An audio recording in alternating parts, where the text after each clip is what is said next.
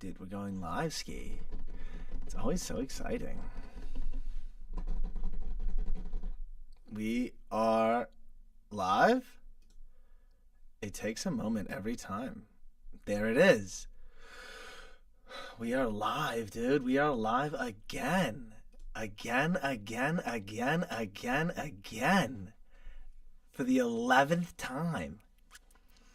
We are live for the 11th time, and it keeps ending up being later and later in the day. And it started out, it's funny, because the first time I started doing this, it was like I would hop on, I'd do it early in the day, and the sunshine is out, and I'm screaming into the mic, I'm going ballistic, okay?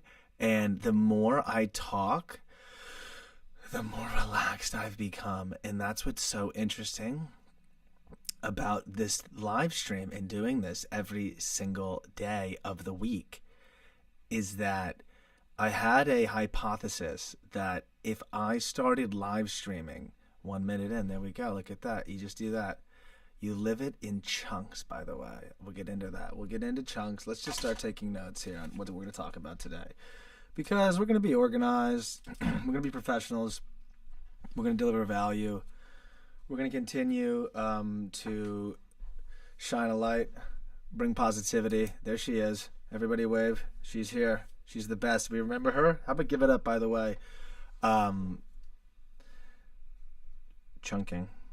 How about give it up for the bogus? Oh, Jesus, how much will I dox on here? I keep making mistakes. Give it up for JC yesterday, okay? She did a fantastic job in here with the rework and the reorganization. If you look at yesterday's live stream, yesterday's live show, rearranging my recording studio with her. I got it wrong again. Her. We had a great time. It was a lot of fun, actually. Yesterday was a lot of fun, so thank you to everyone who was there. Shout out C. Foles for popping in. But yes, JC was on.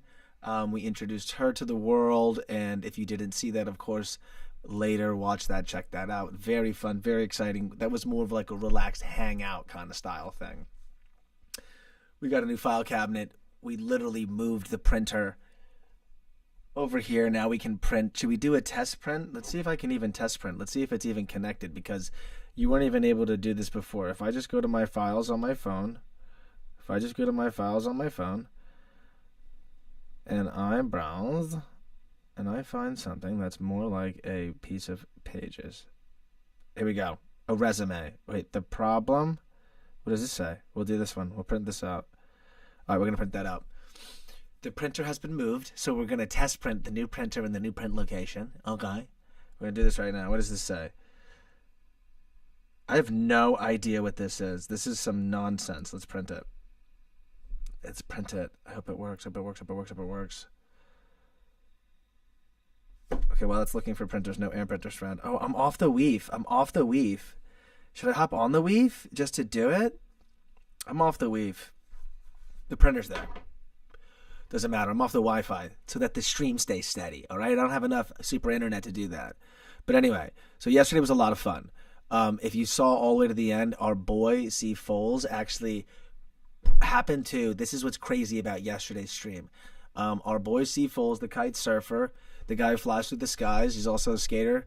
We went to, they're reopening this skate park called Ramp 48 down here. Anyway, he just so happened to pop in on YouTube and see the live stream yesterday and was like, yo, what's good, dog? What's good?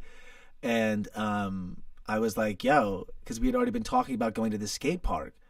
And I was like, yo, slide. Like, of course, all excited as I am because we were, like, getting super hyped up yesterday.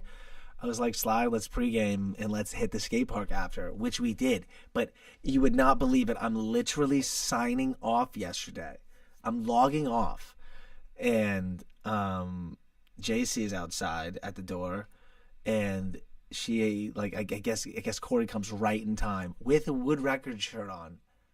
Literally with a Wood Record shirt on. It could not have been more, as the youngins say, it was peak coincidence. All right, it was peak live streaming, okay? It was peak live streaming where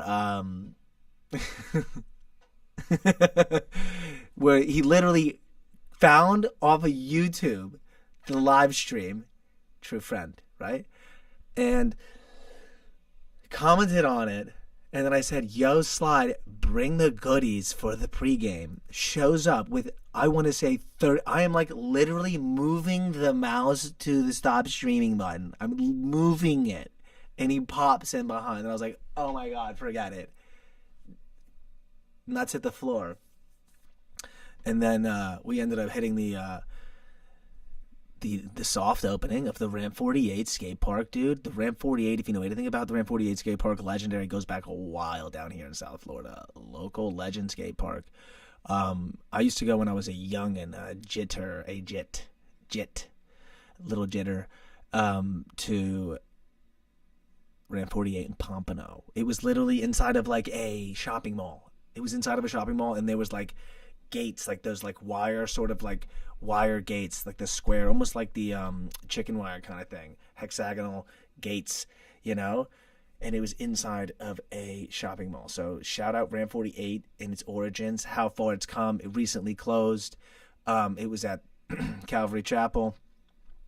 Reopened it, went to the soft launch last night. Seafuls popped in off the chat.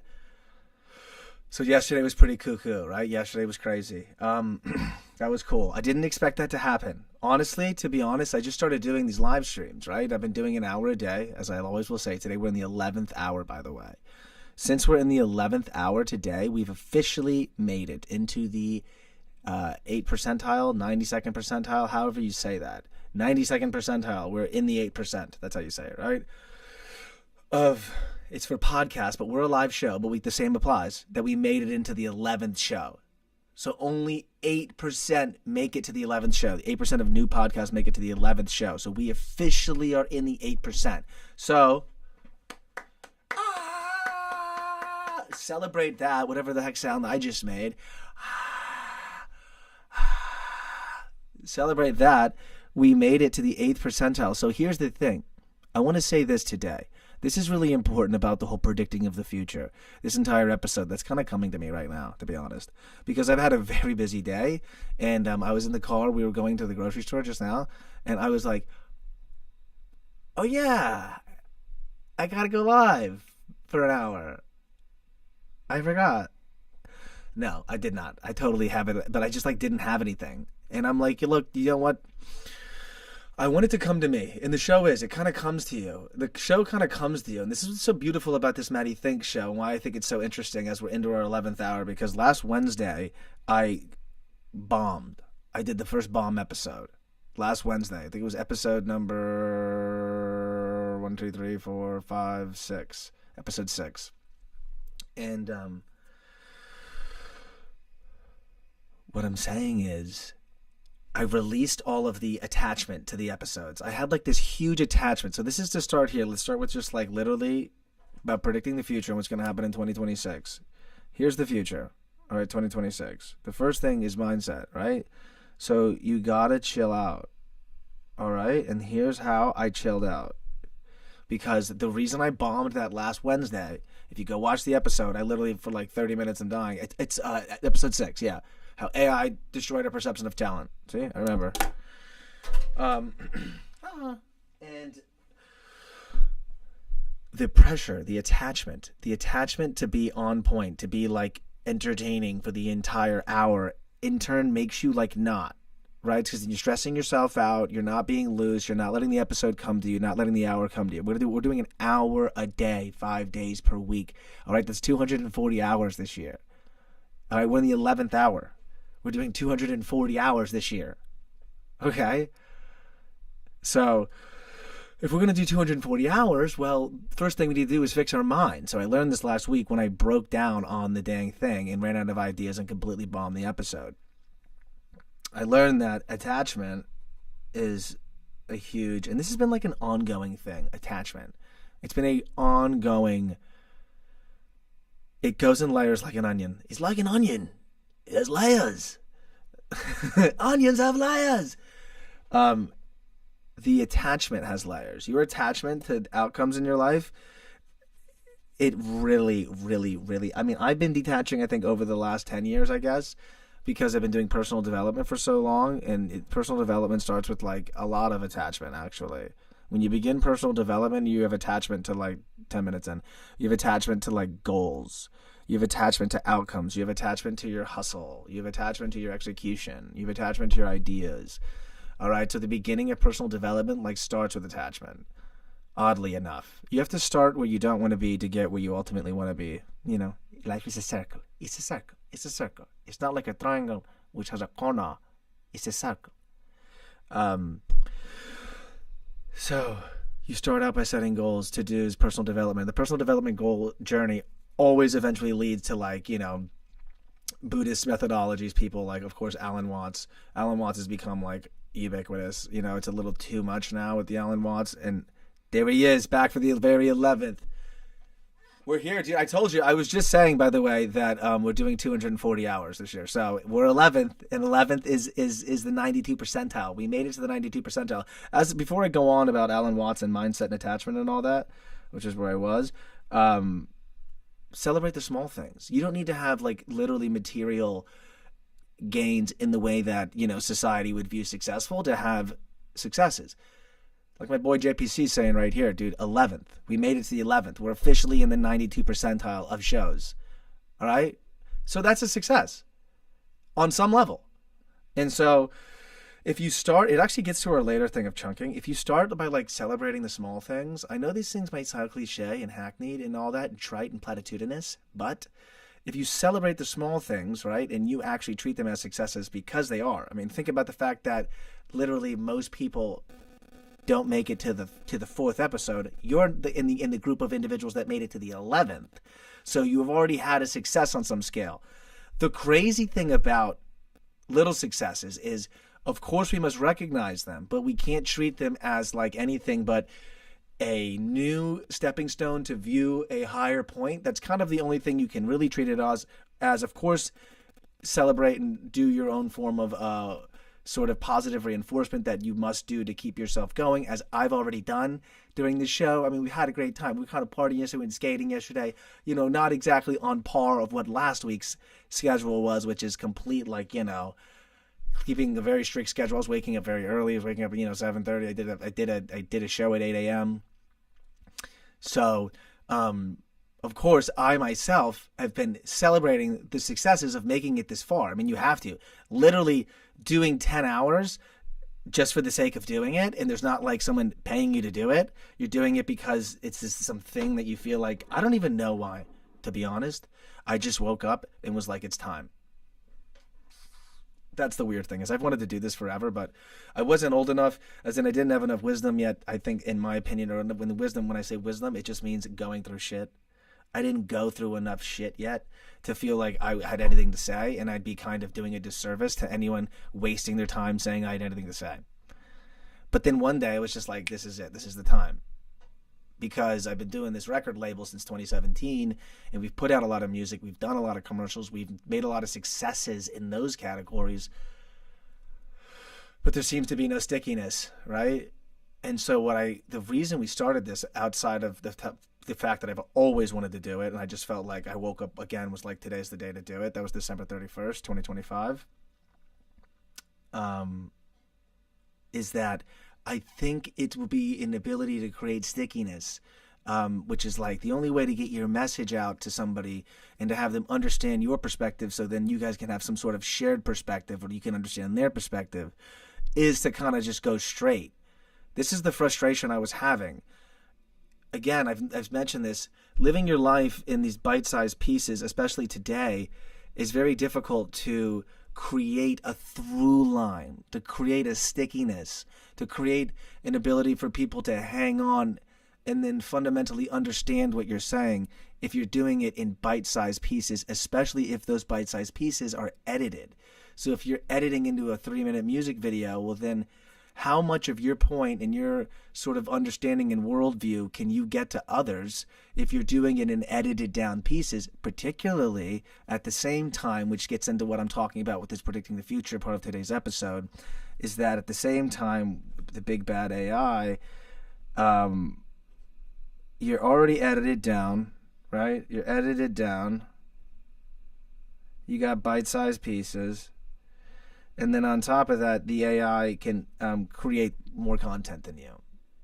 So then that leads to how we got here, which is what the sort of wake-up moment was like, okay, then we need to communicate straight to individuals the old-fashioned way, the same way that people used to communicate back in the day. So that's kind of the fundamental of this show.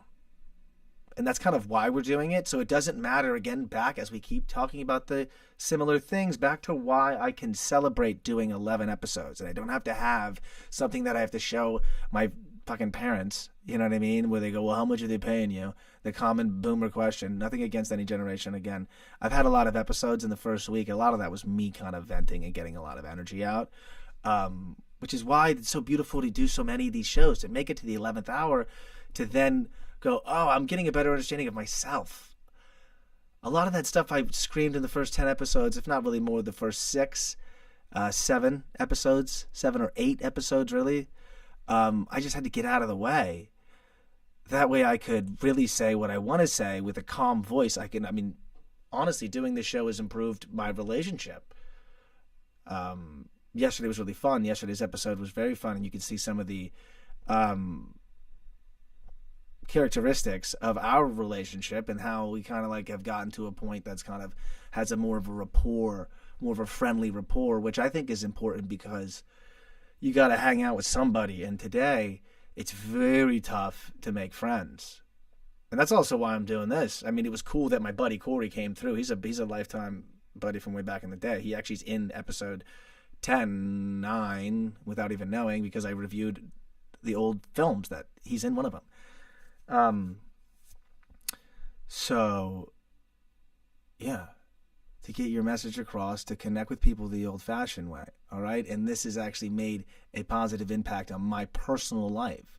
And so I implore you to do something of the same idea. It doesn't have to be exactly a speaking for an hour on a camera, and to people, but it could be doing anything that doesn't have this direct material attachment.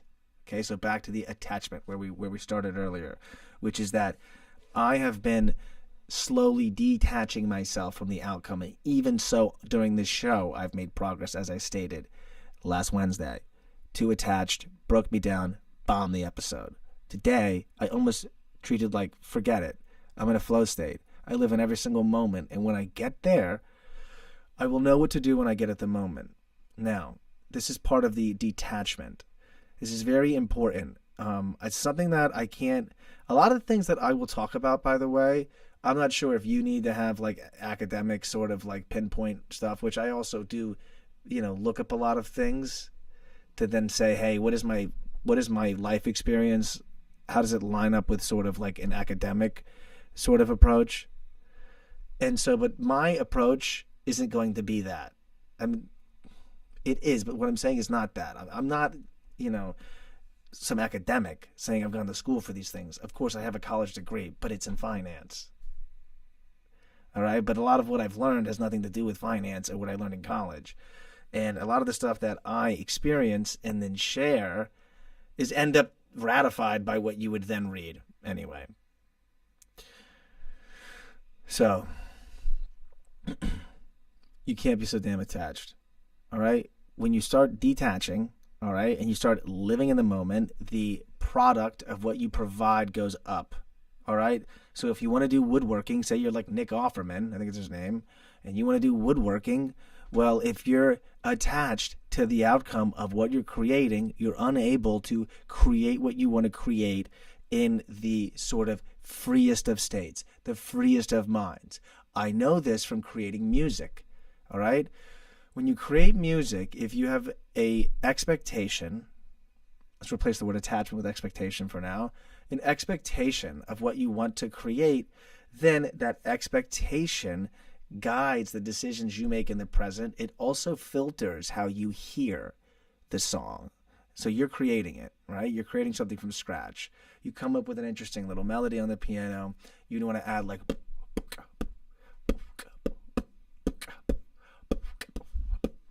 right? You want to add that to it. And so you start picking sounds or whatever. Now, it like that sound, it just came to me like that. It's not like, hey, I want to sit down today and make a 4 on the floor beat, or I want to make this genre, or I'm going for this, right? Or if you're working with an artist, it'll happen where they want a sound. But again, if you can sit them down and you do the sound together, right? Break down the expectation of what you want. It allows you to do things more freely, as we're seeing now, 20 minutes in. See what I'm saying? So, 92 percentile. In the 11th hour, celebrate the small things. Those small things do not need to be material, as in financial. Okay? With a world that's so focused on financial gain, chasing just that will get you not that. I know this, all right?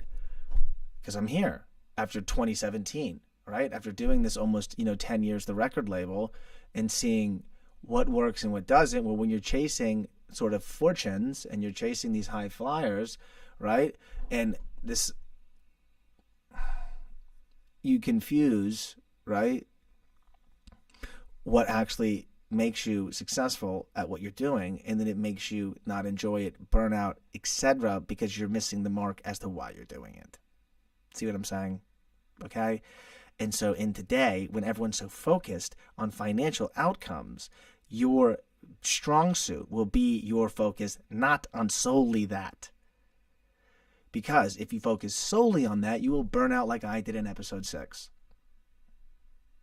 You'll burn out because you're attached to the dang, maybe it's the chat rate, maybe you're attached to the stream meter here, and if it goes up, you say one thing, it goes down, so you say one thing, If you're attached to anything like that, it muddies what you're doing in the present. Okay? So, what I would do, as we get back to another point, which is, again, the AI point, right? We did the edited down. We did the bite-sized pieces. How those things in and of themselves don't work. They need to be supplemented with some longer form thing. And that longer form thing needs to be something that is sort of individualistic in a way. Some sort of way that makes your way of doing it different than literally what a robot could do. I know that sounds kind of obvious, but in today's day and age, I think we need to go back to the basics and simply restate them. We need to go A, B, C, D, F, A, B, C, D, E, F, G, right? Do, re, mi, 1, 2, 3. All right? I think if you do that, everything will be more clear to you. This literally happened to me with the cell phone the other day. Not the other day, but in general. This has happened to me with this cell phone. This is just to think about your life, okay?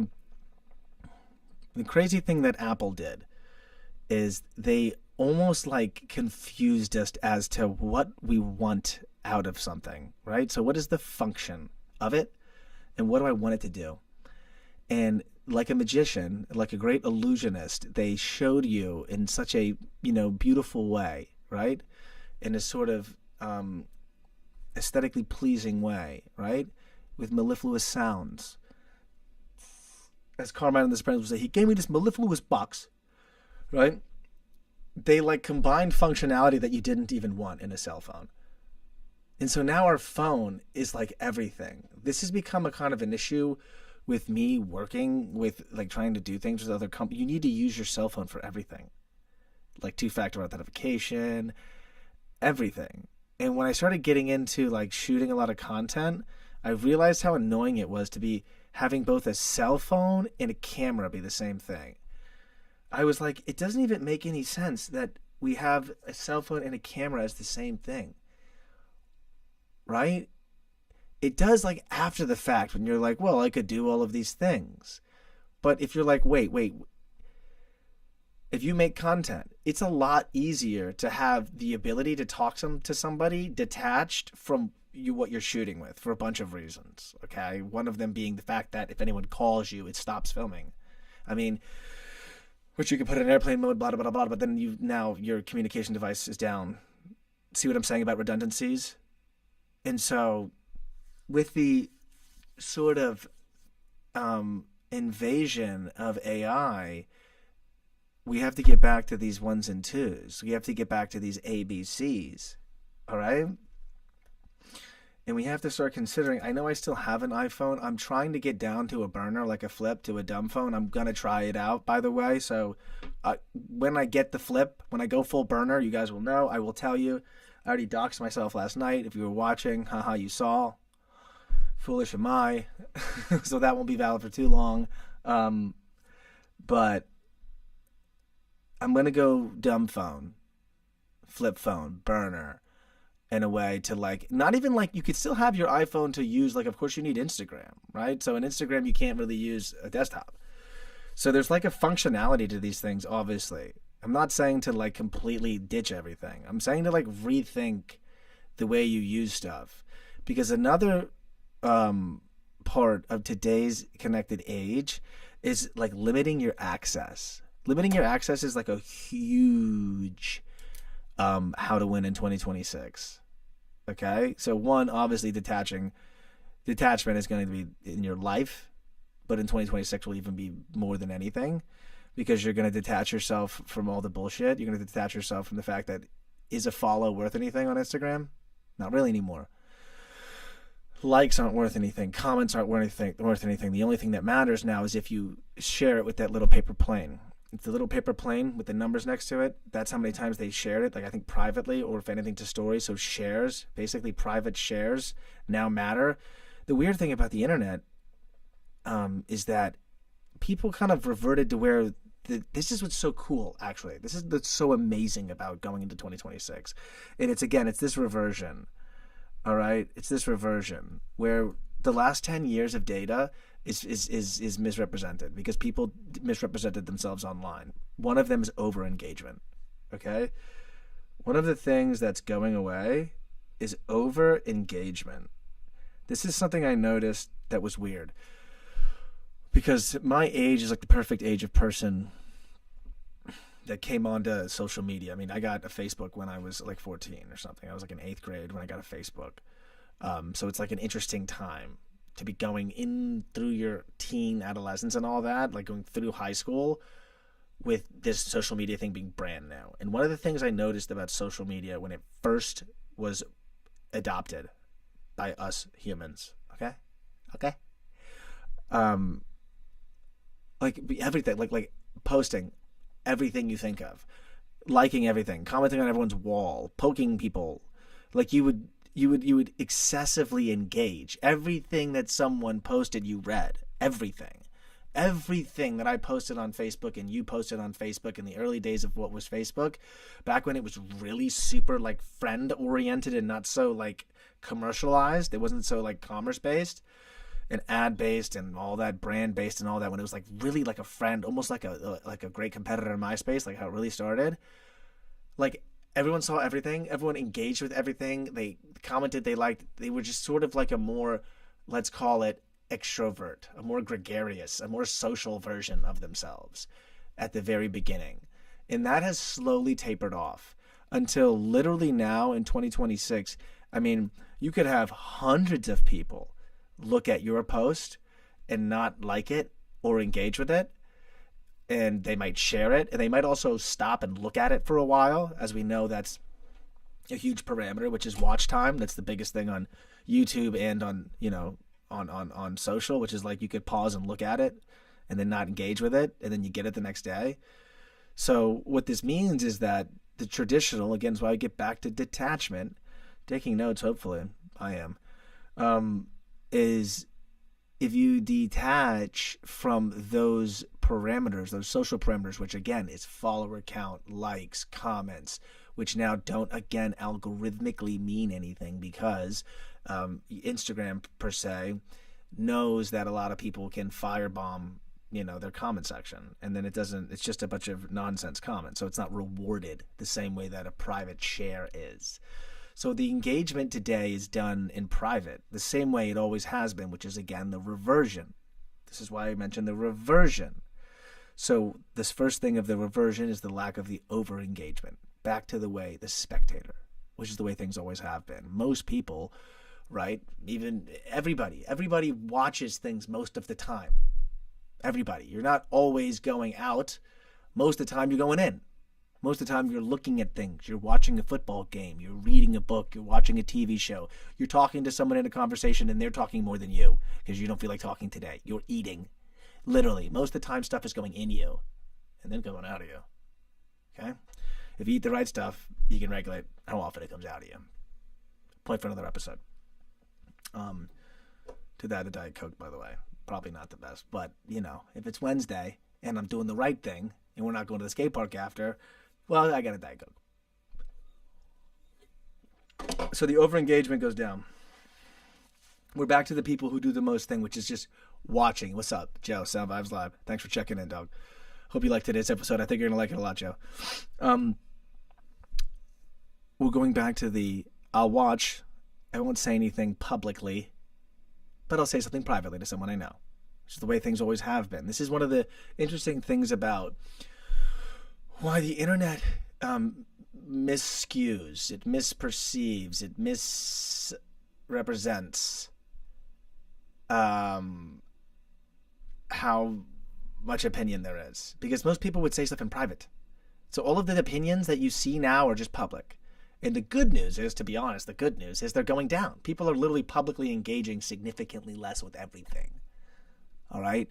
And all of the engagement is a privatized engagement, which is why, again, the paper plane sharing on Instagram is rewarded the highest. That's why it's algorithmically rewarded. So you need to, if you're chasing anything, which again, you shouldn't chase because attachment, but whatever. Say we're starting at hustle culture, we're starting with goals and that has attachment. Chase the share. All right? Because everything is done in private. It's done privately. It's done. No longer do we have this excessive over-engagement and public support of everything, which was synthetic in the first place. Over the last 10 years, that has been fake. It's not really real. It's not the way people act. And so the internet is now showing the real way people engage. So in 2026, this is why, again, authenticity, it's one of the number one tropes of this pod. Is the trope the right word? Pillars of this podcast. It's not a podcast. It's a live show. It's a live show. It's not a podcast. It's a live show of this live show. It's a live show. It's unedited, unfiltered, raw, authentic, because one of the pillars of MattyTHINKS is authenticity. Okay? The pilar is authenticity. Why? Because this show is to be stood as a testament going into 2026 as to what will work against AI, against the machines, because this is the resistance. Okay? Again, this is the resistance. That could be the second pillar. The second pillar is that this is the resistance. Now, if you guys know, I love Terminator. John Connor runs the resistance. Okay? End of story. I won't go any more into that. I'm not stealing it. I'm just saying it's one of the pillars, is that it's a resistance. I'm not calling it the resistance. Thank you. We're resisting against the machines. Okay? The machines are our friends. Okay? And I love YouTube. And we respect the machines. And they respect us. We have this symbiotic relationship.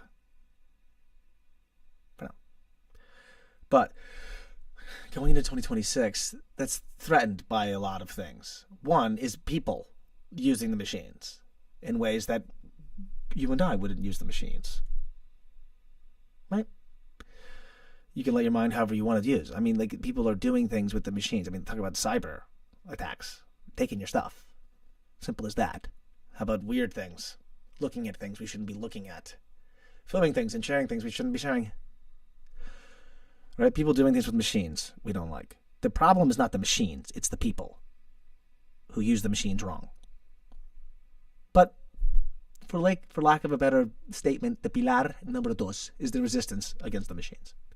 So, pillar number one is interrelated with pillar number two, because pillar number one is authenticity. It's almost like the law of robotics. By the way, I wrote about the three laws. They're kind of self-governing. And we'll get there with the pillars. They're kind of self-governing here. Because pillar number one is authenticity. Pillar number two is the resistance against the machines. And the machines is the AI. That's coming and taking all of the things that human beings once did that was cherished and celebrated by others. All right, that's been diminished. Again, that was episode 6, where I crashed out on, is how AI has disturbed shattered, it has disrupted our ability to perceive and our perception of talent from our fellow humans. We now have diminished the way that we look at our fellow humans' talents. We appreciate them significantly less, especially now in today. Anything you look at visually online that isn't done live in person is subject for generation, AI generation, no matter what it is, even if it's not. I could literally go out and paint a beautiful painting and then put it up, and you're like, is this AI? I mean, even if you don't think it, you think it. It's now in the back of your mind. Quick side note on that idea. Like, I literally, just not to say anything weird, I'll try to say this in a way that might make sense, that isn't alarming. In the same way that you're skeptical of everything being computer generated now, you don't know if a human did it or if it's AI generated. Like, I recently was getting like a coffee, and I was like, thank you. I was like, thank you, sir. And I was like, or not. You know, like, I didn't know why I did that. I was clearly correct on first guess. And I was like, what do you, I've been programmed into like this weird misunderstood skeptic thing now, because now I don't know what I'm looking at. The same thing's true with AI. It's done that to your brain to now you have to second guess everything, and that can happen when you're programmed. So we're going to deprogram. That's what this does on the resistance. We deprogram. It's not the resistance. Okay, I get it. I'm not calling it that. I'm not taking the name. It's called MattyTHINKS. On MattyTHINKS, we deprogram. All right? So we're authentic, resist the machines, all right, by doing what they can't, which is be human. And we deprogram. We deprogram. That's the third pillar, is the deprogram. Okay? We're going to deprogram ourselves. We get back to human beings. It's back to the ABCs, back to the 1, 2, 3s. Can you do ABC all the way to 26 letters? Good. On to the next step. Now we're great words. You know, it. It's I and T. You know, and then there's tie. It's not T and I. It's T, I, and you got to add E. It's confusing. We're getting back to the 1s and 2s. Authentically resisting the machines and deprogramming. Okay? That's what we do here. That's what's happening. It's already started. The weird thing in my life is this is the first time that's walking itself. I'm like, what is going on? That's why there's nothing I can do. You guys, honestly, if you actually pay attention, I know I kind of BS a lot. I kind of mess around a lot, and I kind of joke around a lot, and I kind of talk like an idiot a lot, and I do a lot of foolish stuff because it's so much fun. All right, but I feel like there's a pilot driving. It's weird. For the first time in my life, I feel like I'm not forcing it. Like today, we're 37 minutes and 43 seconds in. I don't know how I got here. I don't know how I got here. This is why I'm taking notes, because something takes in, something steps in. Right when I hit the red button, something steps in to here, into this vessel. I feel like Malkovich.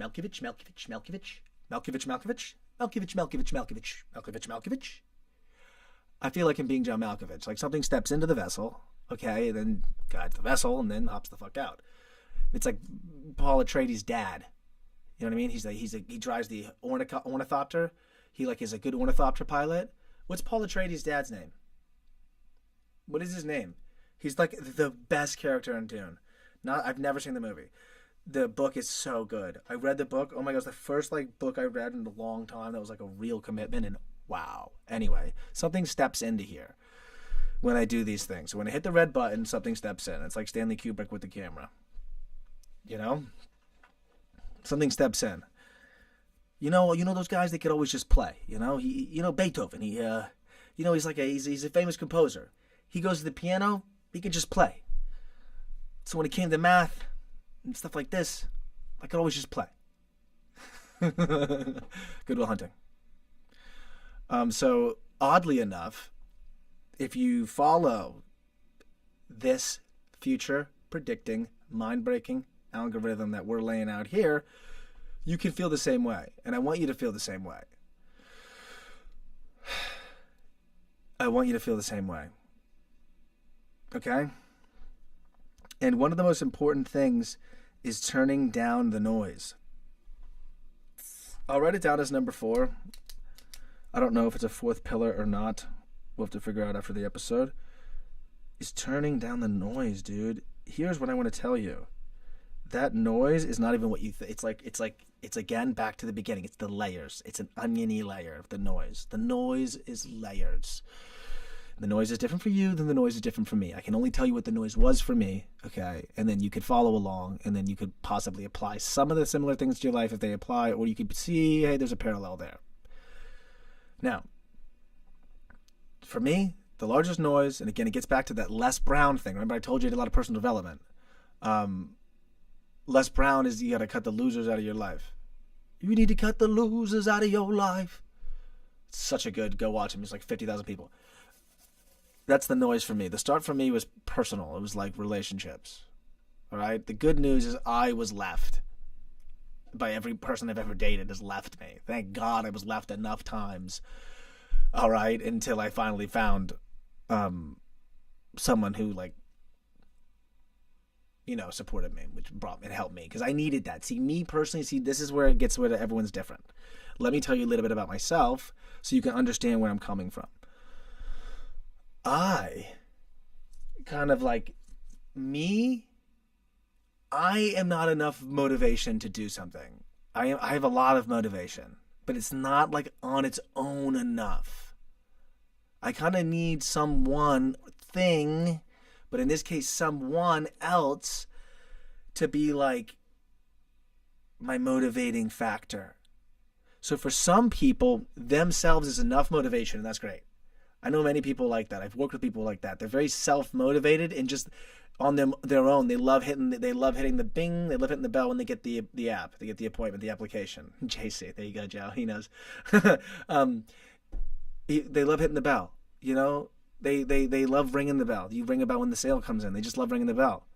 So for some people, that's enough. For me, that wasn't enough and isn't enough. I needed someone, and I've always been searching for someone for a long time since I was a young kid, since I was first getting into the dating, into the game, baby. This is a young player, okay?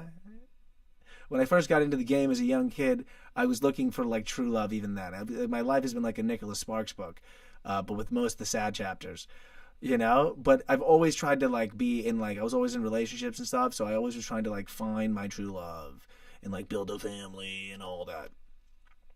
So I've always looked for that. So whatever you need is going to be hard to find. But the only way to find it is to look for it. And when you look for it, to keep looking even when it bites you, right? Even when there's heartbreak. Oh my God. So if you're afraid of the consequences of what pursuing the best of something for you is, you got to overcome that. And you can do that in bite-sized pieces. Not like the content, which you can't do in just bite-sized pieces, but you can do it by chunking it into bite-sized pieces yourself. And for you, maybe let's start with talking to women. And maybe ladies can like this too as a guy talking about it. You know, maybe that'll be valuable. Today, there's like an epidemic of like guys being scared of women. This is like a thing. It was a thing when I was a kid. I know we're all still young. But whatever your definition of age is, doesn't matter. I view myself young at heart. What's that song? Doesn't matter. Okay. Now today, and in my generation, these people were terrified of talking to ladies, talking to women, and talking to them. And so what a lot of people would do is just like drink a lot and then still not talk to them. Like stand in circles of guys. I swear to God, 2-3 max on groups. Going out, by the way, do not go more than 2 to 3 people. Going out in a group of 6 to 10 people, by the way, you guys are like magnetically packing yourselves back together into like dude groups. It's almost like, by the way, like no girl, like how do you break into a dude group? For one, girls aren't breaking into groups. I don't know what today is, but girls don't break into groups. All right, you got to break into their group. So like, what girl is going to break into a 12, stinking fucking 15 guy dick pile? Like, okay, so stop going in huge groups. For social validation. You can get the social validation, by the way, in bite-sized pieces when you go out. So speaking of bite-sized pieces when it comes to things that you need to overcome, back to everyone's scared of girls in this generation. Men are terrified of girls. Okay, so you're terrified of girls. So what's the one thing you can do? You got to jump in the ice bath. You have to go and just do it. You got to go hit on one. Just got to walk up to one. Trust me, I hope you get slapped in the face. That'd be the best thing.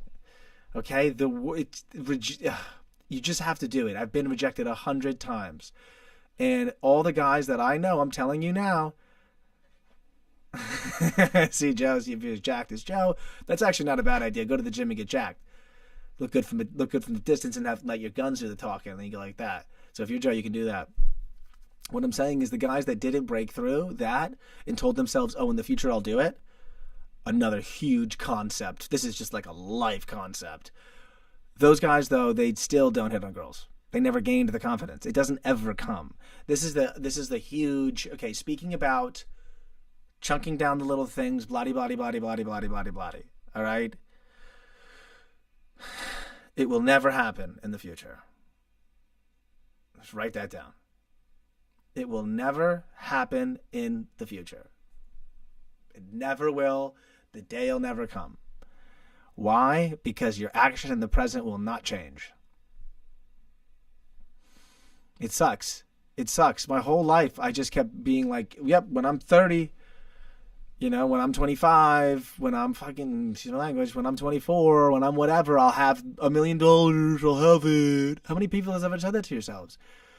I'll have it. How old? Again, I told you the other day where I was like, I would look up people who were, successful in things I wanted to be successful at. And I hate that word successful, by the way. If we could redefine it, we will, because deprogramming. I would look up their age and see if I was older or younger. Your age doesn't make a difference.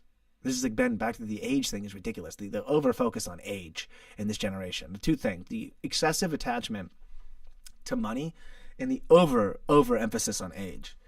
It'll kill you dead in the water. I mean, every millennial, as I went on that long rant about millennials, I haven't even watched the episode. When you call yourself old, you're done forever. You're done. I mean, yeah, now you're done. You're never old. You're never old. When's old? 70? Who cares? You can get down at the bridge table when you're 70. By the way, 70 is not even old anymore. Nothing is old anymore. Have you seen human beings?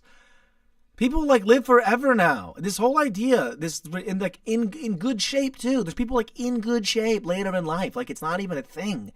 My father has told himself he would die when he's 76 years old. He said it his whole life because his father died at 76 years old. I'm like, yeah, with that self-fulfilling prophecy, he's already taken the steps to shut his body down, so he'll definitely make the date. I mean, what kind of lifestyle is that? What kind of thinking is that? So this whole old thing's got to go. That's another deprogramming. They want you to feel old. Everything that you think, you don't even think. I've spoken about this before, but it's important to bring up again. So if you hear me repeating concepts, I'm repeating concepts to recontextualize what I'm saying, okay? And they want you to feel old. Who's they? People selling you things want you to feel everything that makes you weak. Every weakness is a sales advantage to someone selling you something. It's obvious. It's literally obvious. I know that from sales. Do you want me to go get the plaque? I can get the plaque. I can get the sales plaque. I got it first month. Paradise Team Member of the Month? I got the plaque. I can get the plaque. It's not about the plaque. Okay? It's about that. I know that from sales, that any weak position, any sort of deleveraged position that you're in is an advantage for me to sell you something. I know that. I've used it. You could shit talk your client into a negative state and then say that this product will get you into a positive state. It's like they were just in a positive state. I just made them feel negative and then said, you want to feel positive again like you did 5 minutes ago before I made you feel bad? Buy this. I mean, it's literally... There's a bunch of ways to skin the cat there, but the point is the deprogramming. So you're not old. You're not old. Look at Joe. I'm 53 and feeling looking great. And stop celebrating birthdays. It destroys your spirit. I mean, I stopped celebrating birthdays because it doesn't mean anything. She had to do it. This is a good one today. If you want to do I have to read it? I'll check it out at the end. I might read it at the end, maybe. We'll see. Doesn't mean I'm going to. But it's beautiful. Paradise Power Team Member. Okay. Here. Is she still in here? Oh. So that's that. I'll get that right there. Oh, by the way, speaking of sales and stuff, this is going out to Achilles. He bought a hoodie. So if you guys want a hoodie, they're not for sale or anything, but Achilles bought one, and I'm sending it out to him. So if you want, just send me a DM or something. It's Matt Ryan, and I'll be like, yo, what's goody? Whatever. Again, we only have 26 of them, so there's like now, less. We've sold a couple already to some friends and stuff like that, and some people that we know. Anyway, so deprogram. Age is part of what they're trying to sell you. The weird thing is, it's not like you see it on a television ad. This is the thing. This is, again, I don't want to sound trite. Again, I don't want to sound commonplace. I don't want to sound like I'm saying the same thing everyone else is saying, because I am saying it in a different way, because there's only like a couple things that are true, but I need to present it in a way that other people are not presenting it to you, because they're not presenting it to you properly. Which is that it's not like it's on a commercial. It's not like it's on the side of a Coke can. Hey, you're old. It's like it's cultural, and the weird thing is your peers are the ones that tell you. It's not the advertisement. The advertising, right? The programming goes into the human beings, and the human beings tell each other it. They tell each other it. All right? This is obvious in any sort of endeavor you do that's outside of the box. Do any endeavor outside of the box, the first person to tell you to stop doing that endeavor are your peers. They are people you know personally. These are your family members, your sister, your brother, your auntie, whatever, your girlfriend, your friends. So the point is, the programming that we're deprogramming, it comes from your peers, directly from them, but it indirectly comes from people who want to sell you stuff. Because if I can get you into a weakened state, if I can get you into a deleveraged state, then I can sell you more stuff. So if you're less healthy, right, I can get more things out of you.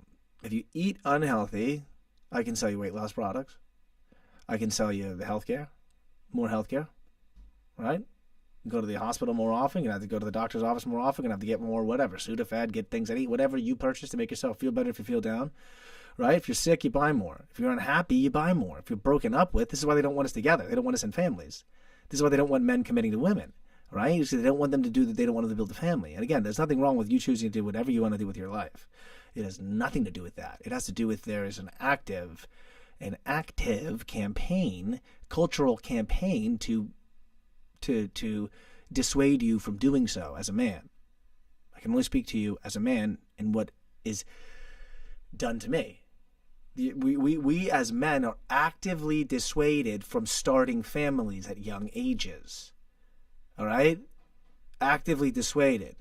Your parents are the main people who did it, at least in my case, in my generation.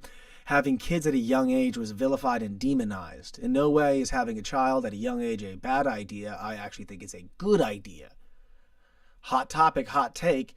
I think it's a great idea to have kids at a younger age. Again, everything I say doesn't mean the other thing is bad. More programming there. Saying one thing is good does not automatically make the other thing bad. Okay, so if I say I think having kids at a young age is a good thing, it doesn't mean having kids at a bad age is now a bad thing. That's not how that works. All right? It's not mutually exclusive. Right? And they're not inversely related in that way. I'm just saying that you have to recognize what is actively being, marketed towards you. Look at the hands. In what way, and again, this is what's so crazy. All right, about everything I've learned in my life, because a lot of the things I've done in my life is I get in trouble. I've gotten in trouble a lot, been kicked out of schools, yada, yada, yada, yada. Right? I'm always in trouble. The main thing, by the way, is for what I say. Oddly enough, now I speak for an hour every single damn day. How crazy is that? Try to make me quiet. I talk now more than ever. And that's also what's really important about today, which is the authenticity. All right? Whatever they don't want you to do is the thing you need to do. So if you don't know what to do with your life, whatever people don't want you to do. Whatever people don't want you to do. And one of the main ways they try to talk you out of doing it is try to diminish the amount of money you're making doing it. If it's not enough, if it's $0, they say, well, what are they paying you? A lot of people do that. Right?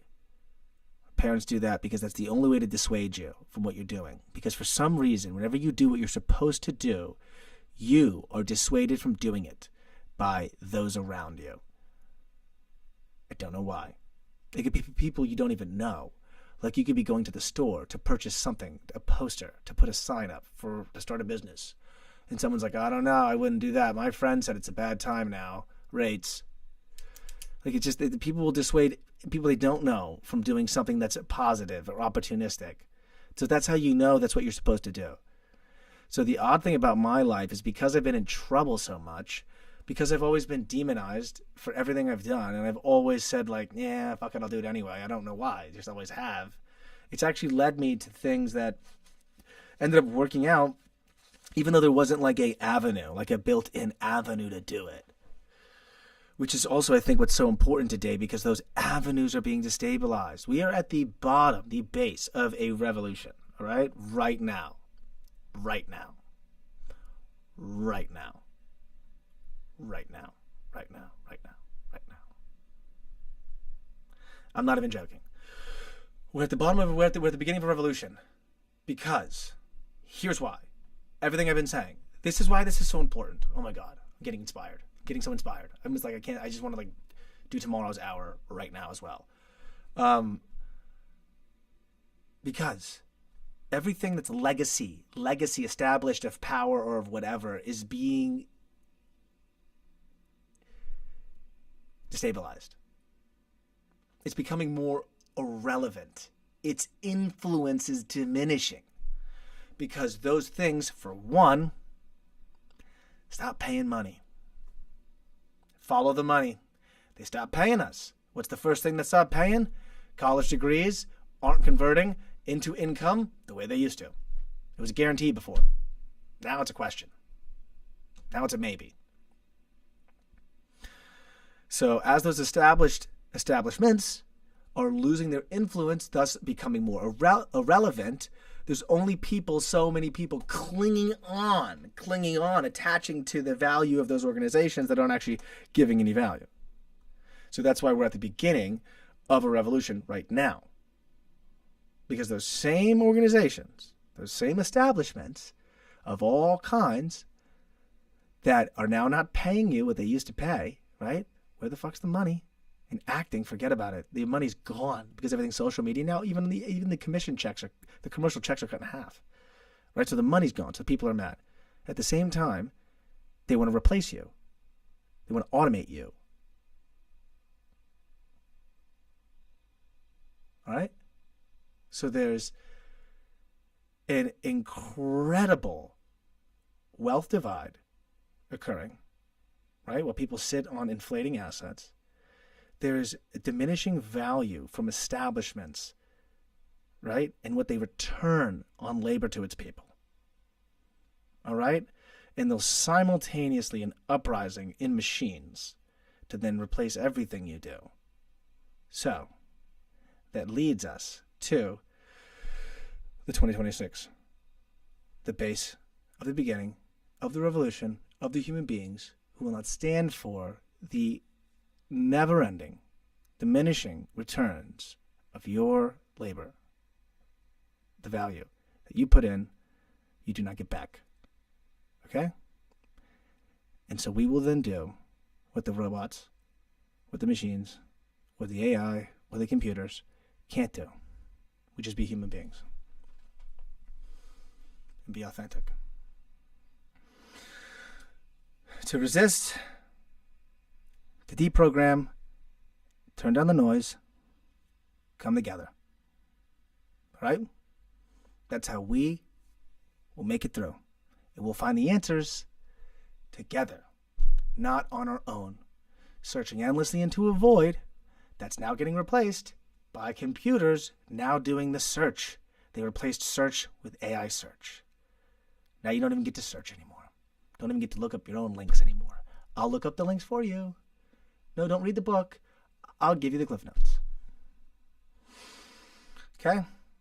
So, on that note, we will be performing stand-up comedy at the Ye Old Falcon pub on Thursday. So I want to see you there. All right? Thank you again for coming by for the 11th hour MattyTHINKS episode 11.